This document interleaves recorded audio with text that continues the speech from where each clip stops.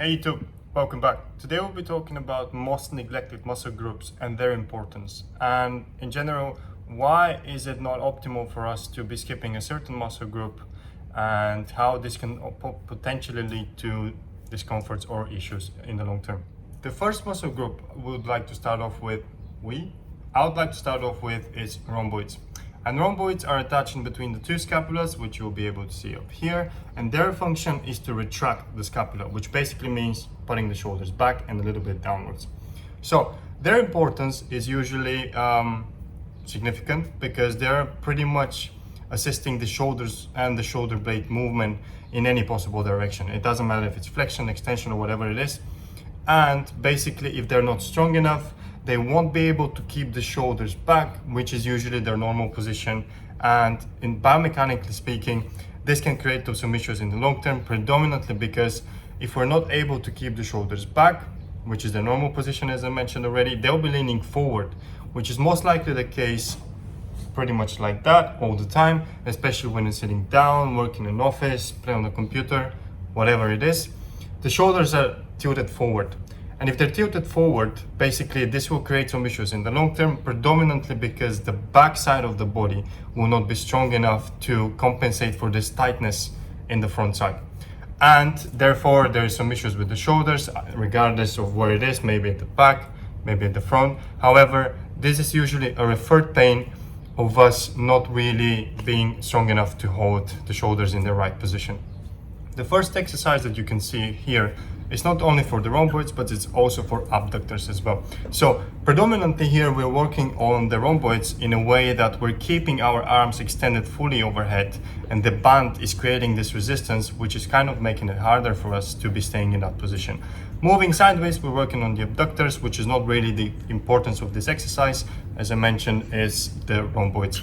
And basically, the rhomboids need to be strong in that position in order for us to be staying upright. And this can also translate into us being stronger in the shoulder press, overhead press, or any overhead exercise in general. The following exercise is just predominantly rhomboids. However, it's a bit of the back of the shoulder working as well. So technically it's not really a compound exercise. However, it's a bit more than just the rhomboids doing the exercise. Here, the main objective is to really put your elbows sideways in kind of a rainbow motion, which is not just putting them back, which will predominantly use the traps and the back of the shoulder. However, we're trying to go a bit of sideways and then keep the shoulder blades together. As we're coming back, we let go slowly and we're controlling the movement. Moving forward, we're going to the traps or the trapezius. And usually that's a muscle that is often trained, however, not in the right way in my opinion. And the reason for this is because the traps is covering such a massive area that it's hard to train it in one particular exercise, which is usually just doing shrugging, as you can see in the gym with most of the people doing that. However, as we can see, the traps is starting at the mid back, it goes all the way over to the scapula at the back of the shoulder, and it finishes in the neck. And basically it's assisting the body in multiple movements, which can be stabilizing the shoulders, it can be twisting the arms, controlling the neck positioning as well. So basically doing shrugging is also only focusing on one particular part of the trapezius.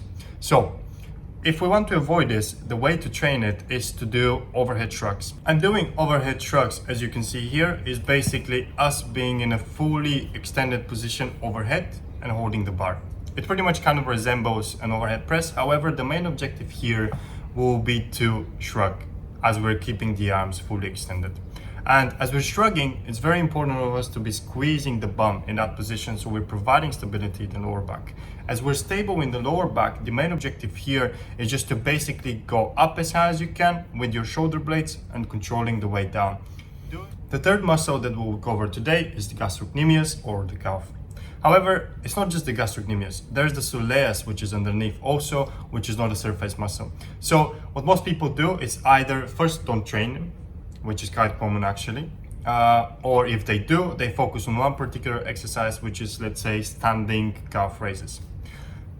Standing calf raises are okay, however, they're just focusing the gastrocnemius.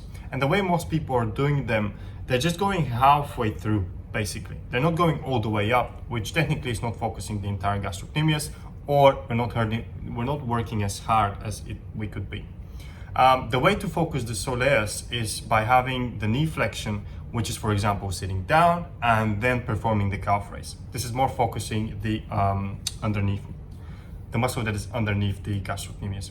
Now, why are they important? Obviously, for the pros, it's not just the calf size that matters. It's nice to have them anyway, but the gastrocnemius and the soleus are very important when it comes to controlling the ankle. And controlling the ankle is important in our daily lifestyle, just because we're spending so much time walking, running, exercising, whatever. We're on our feet and our ankles are consistently being used. If they're not stable enough, they're moving inadequately.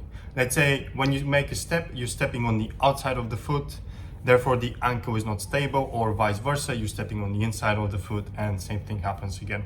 Over time, this can lead to many issues, which are including knee discomforts, hip discomforts also. Imagine us being a chain which starts at the bottom with the ankles and it goes all the way up to the shoulder.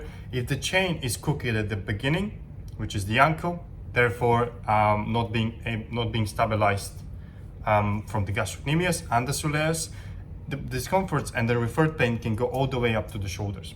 Therefore, their importance is significant, not just because of their size, how it's a problem for most of the people, but them being not strong enough to control the movement of the ankle and to stabilize it is actually even more important. However, I will not be really suggesting you exercises or how to perform these exercises for the gastrocnemius nor the soleus, because pretty much all of us know how to perform these and everyone is quite aware of how to train them. The next two, which I'll cover as a whole, are the hip flexors and the core.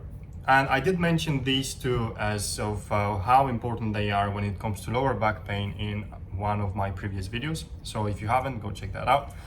So therefore, I will not be really spending a lot of time on these as I've done before. So basically, their importance is significant. And I rarely see people training, especially the hip flexors, which if they're not getting enough blood supply, can lead to lower back pain quite easily.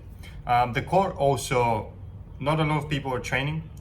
Basically, what I can see people doing is just pretty much ab crunches and they're thinking they're focusing the core. However, that's quite wrong, just predominantly because the core doesn't just assist us in spine flexion, which is the ab crunches, the way we do them. So the core being strong enough to stabilize the spine in between the shoulder and the hip area is of great importance. Because if we do not have that stability, our body will find a way for us to compensate in terms of movement. So therefore the spine is most likely to absorb a lot more pressure than it's supposed to be. And therefore over time, this can lead to bulge disc, hernia, or whatever it is. So having this strong core as a foundation for us when moving or performing exercises is really important. Bottom line is some of these exercises are not the fun thing to do in the gym, especially the hip flexors. You will not be seeing a lot of results when it comes to you looking at yourself in the mirror. However, they are essential when it comes to you moving adequately and therefore hopefully avoiding some injuries or discomforts in the long term, just because you have the stability and the foundation to move. I really hope that this video helped you guys. I really hope that it will be beneficial for you in the long term, and hopefully you will be staying injury free, and I will see you next time.